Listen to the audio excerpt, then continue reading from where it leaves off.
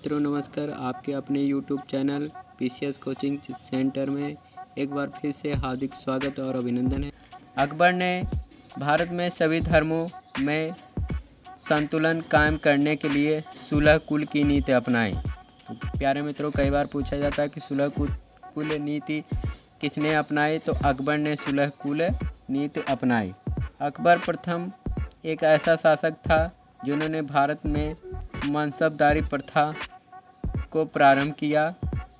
मनसबदारी प्रथा बार बार प्यारे मित्रों प्रश्न पूछा जाता है प्रतियोगिता में, तो मनसबदारी प्रथा सर्वप्रथम अकबर ने ही प्रारंभ किया, जिन्होंने भारत में मनसबदारी प्रथा की स्थापना की।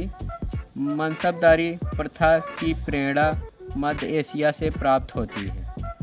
इस प्रथा के अंतर्गत प्रत्येक मनसबदार को एक निश्चित संख्या में अपने पास घुड़सवार सैनिक रखते थे।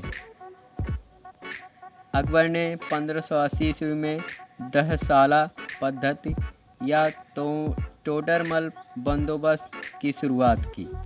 तो कभी कभी प्रश्न पूछा जाता है प्यारे मित्रों कि टोडरमल बंदोबस्त की शुरुआत किसने की, तो अकबर ने शुरू किया था। टोडरमल पद्धति वह पद्धति है जिसके अंतर्गत किसी किसान को कितना लगान देना है यह पहले से निश्चित कर लिया गया। अकबर एक अनपढ़ शासक था प्यारे मित्रों, अनपढ़ पढ़ा लिखा नहीं था, बल्कि वह क्या था, एक अनपढ़ शासक था। अकबर को राष्ट्रीय बादशाह भी कहा जाता है। प्यारे मित्रों, कई बार प्रश्न पूछता है कि राष्ट्रीय बादशाह किसे कहा जाता है, तो अकबर को राष्ट्रीय बादशाह भी कहा जाता है। अकबर ने आगरा का लाल किला, अजमेर का किला, लाहौर का किला और ऊतक का किला, इलाहाबाद का किला अकबर ने बनवाया था। अकबर ने एक अनुवाद विभाग की भी स्थापना की।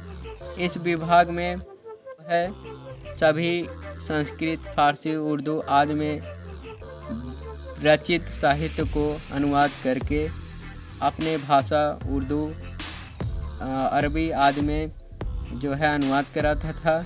इस अनुवाद विभाग में रामायण, महाभारत तथा अन्य हिंदू धर्म ग्रंथों का फारसी में भी अनुवाद कराया, उर्दू में भी अनुवाद कराया। अकबर के शासनकाल को हिंदी साहित्य का स्वर्णकाल भी कहा जाता है। प्यारे मित्रों, कई बार प्रश्न पूछा गया प्रतियोगिता में कि हिंदी साहित्य का स्वर्णकाल किसके शासनकाल में हुआ था, तो स्वर्णकाल का उदय हिंदी साहित्य में जो है अकबर के शासनकाल में हुआ था।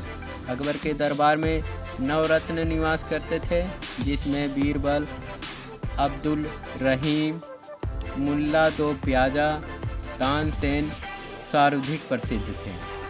अकबर के सभी इमारतें लाल बलुआ पत्थर से निर्मित हैं। प्यारे मित्रों, जो अकबर ने अपनी इमारतें बनाई थी वो सभी लाल बलुआ पत्थर से बनवाई थी।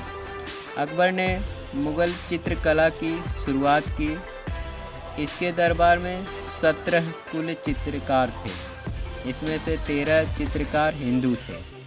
अकबर के मिराज कवि फैजी थे। प्यारे मित्रों, कभी कभी प्रश्न पूछता है कि अकबर के राज कवि कौन थे, तो अकबर के राज कवि फैजी थे।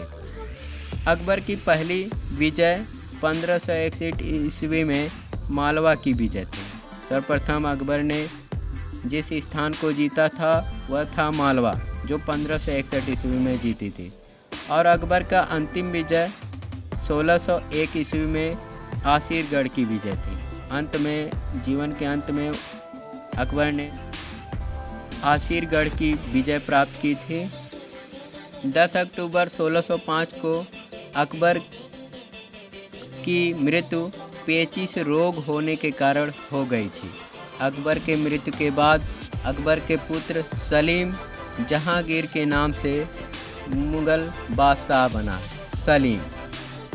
सलीम अकबर का बड़ा पुत्र था, जो जहांगीर के नाम से जाना जाता है। प्यारे मित्रों, जहांगीर का दूसरा नाम सलीम है, जिसको प्यार से अकबर ने नाम सलीम रखा था। जहांगीर अकबर के मृत्यु के बाद जो है मुग़ल बादशाह बना। सलीम का जन्म शेख सलीम चिश्ती के आशीर्वाद से आमेर के राजा भारबल की पुत्री हरखा बाई के गर्भ से हुआ था। हरखा बाई अकबर की पत्नी रही हैं और हरखा बाई के गर्भ से ही सलीम का जो है जन्म हुआ, अर्थात जहांगीर का जन्म हुआ।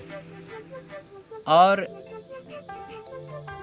30 अगस्त 1569 ईस्वी में सलीम का जन्म हुआ, अर्थात जहांगीर का